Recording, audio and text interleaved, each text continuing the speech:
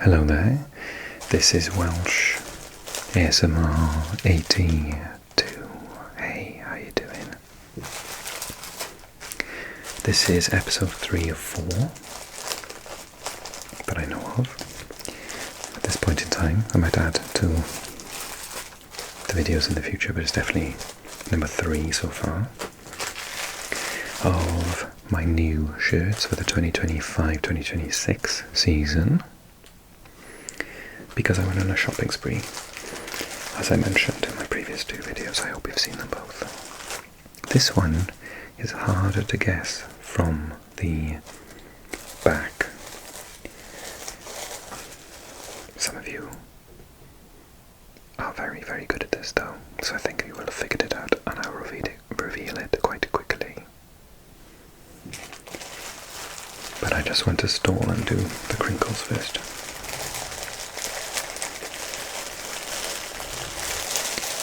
Actually, from the back, I'm not even sure it's easier from the front initially. Oh yes, you can.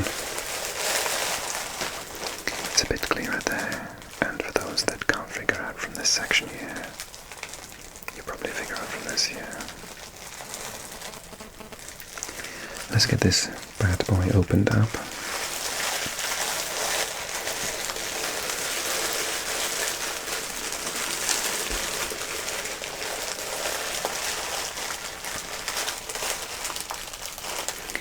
And we'll have a little look for those of you who still can't quite figure it out. It's got sellotape on it. The others just opened up themselves.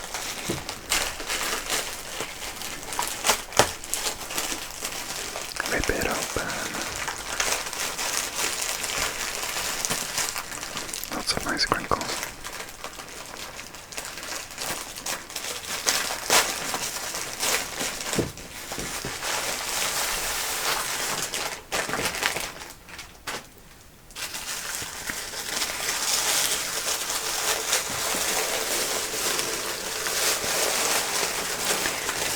It is an Adidas shirt. 3 of the 4 that I've purchased are Adidas. I guess I have unbeknownst to me, a preference.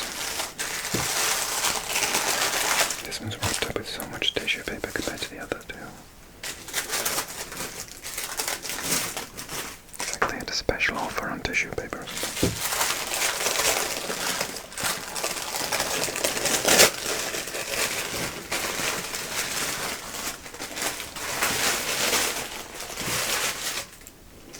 You must have figured out what it is by now, surely.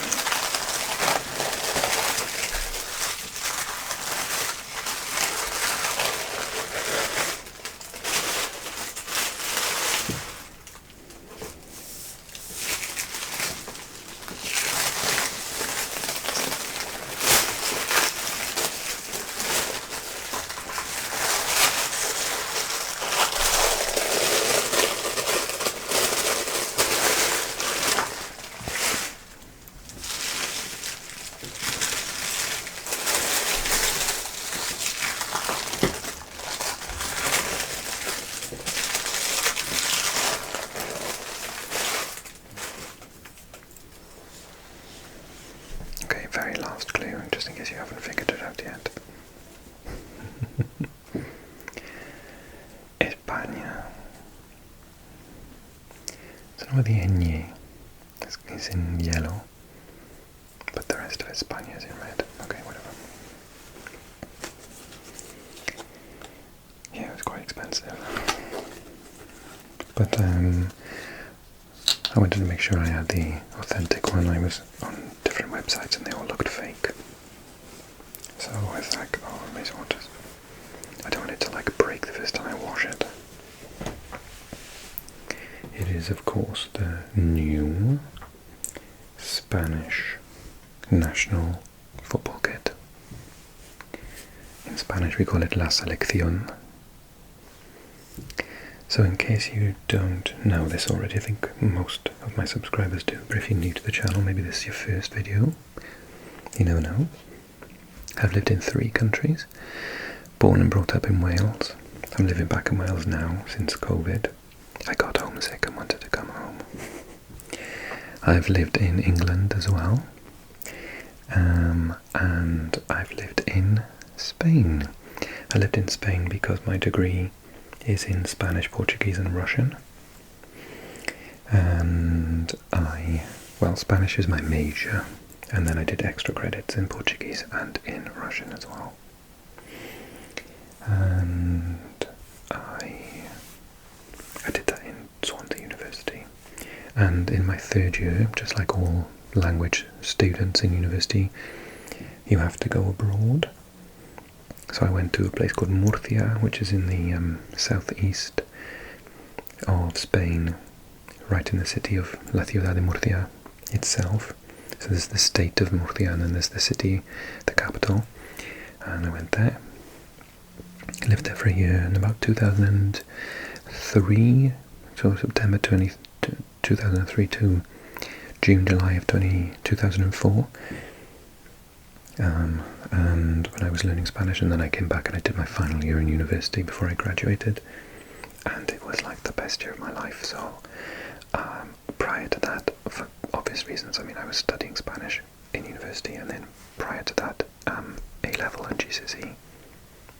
So I've always, when I first got into football, I definitely supported Spain and Mexico. And I had a Spanish shirt originally. It was like the proper old one from Euro 2000 Year 2000 actually, in the Netherlands and Belgium. I remember watching the game against Serbia where they won like 4-3 in injury time, and it was like, oh my god, this is amazing.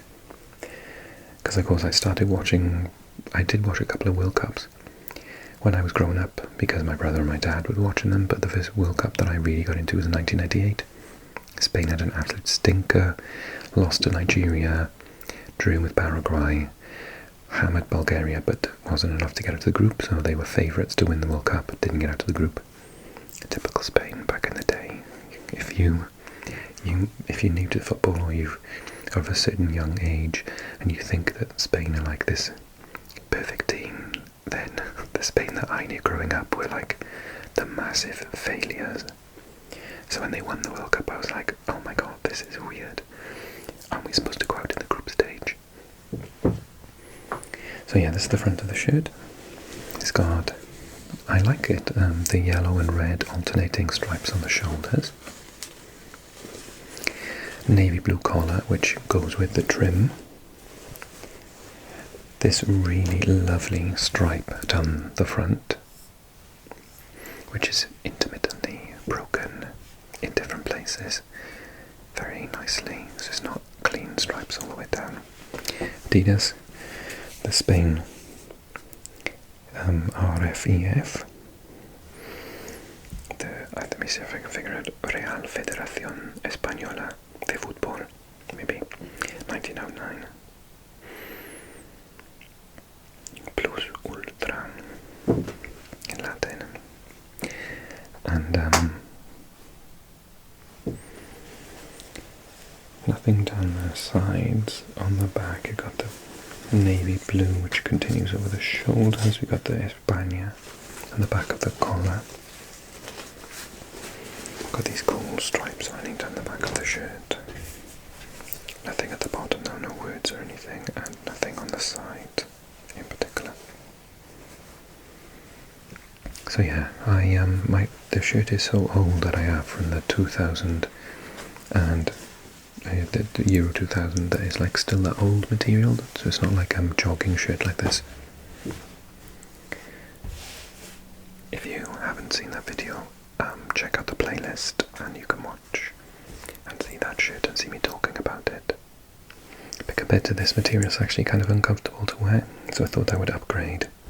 And because I support the men's team and the women's team for Spain,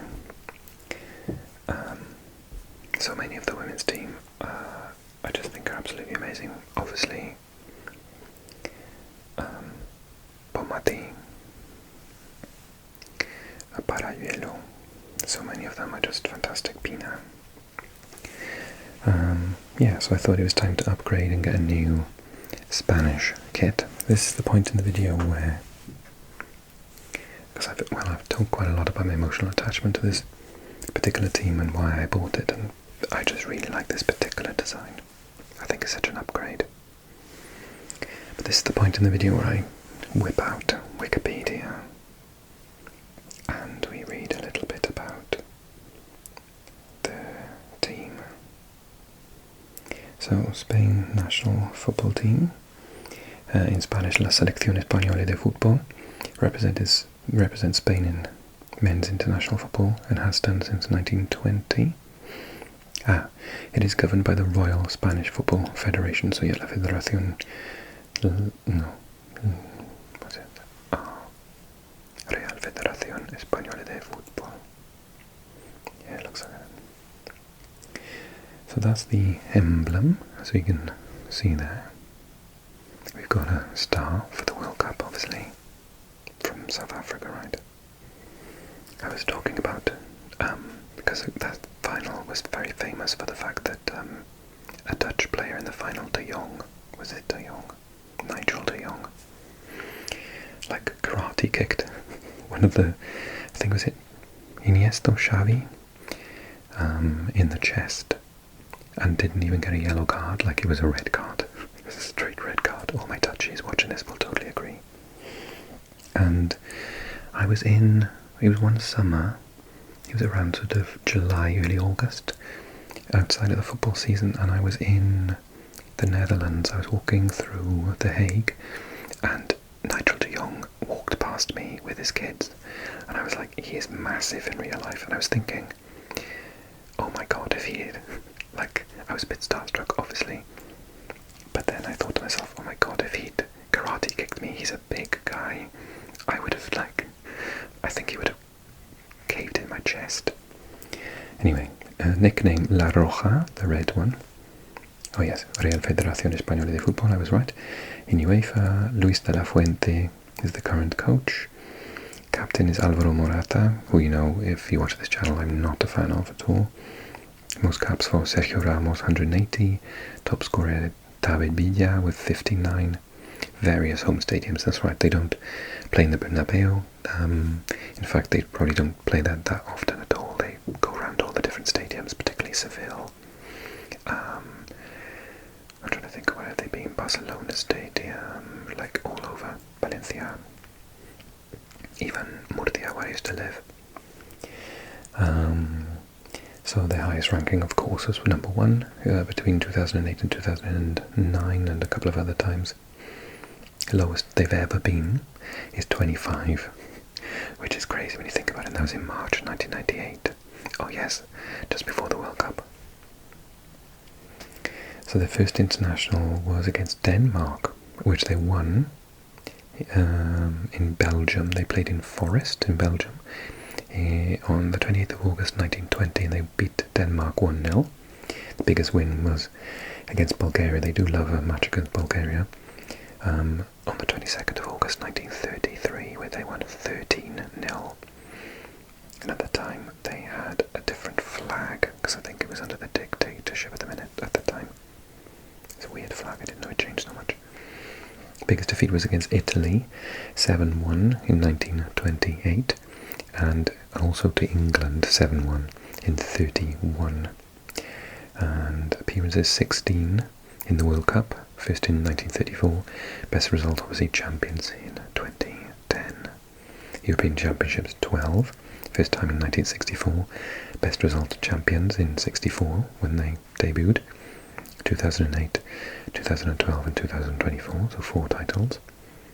National League Finals 3, or Nations League Finals 3, and champions of their best result in 2023.